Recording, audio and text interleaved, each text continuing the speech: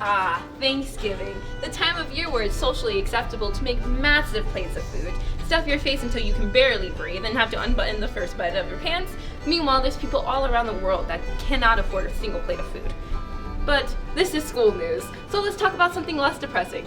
Here's some fun facts about Thanksgiving. When you think of Thanksgiving meals, you think of turkey, mashed potatoes, and cranberry sauce, and even pumpkin pie. There was no pumpkin pie at the first Thanksgiving. Do you think the Pilgrims had ovens and enough food to make pumpkin pie? They were starving. Actually, they had something close to like mussels, lobsters, and crabs. So you might think it's bougie or whatever, but your grandma's lobster mac and cheese is actually more accurate than you believe. Speaking of traditional foods, turkey wasn't even actually eaten at the first Thanksgiving meal, which is ironic because almost every household in America at least buys one turkey. 2 if you're like my family. But how many turkeys are actually raised?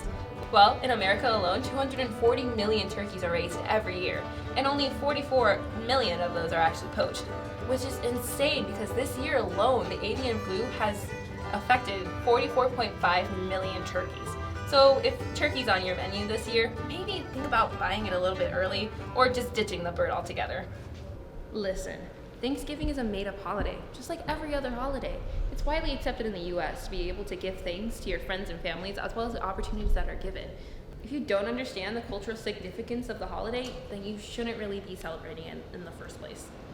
When the Europeans and Spanish started to colonize this land, they brutally abused and murdered many of the Native Americans here, with no respect on how that would affect their Native American community.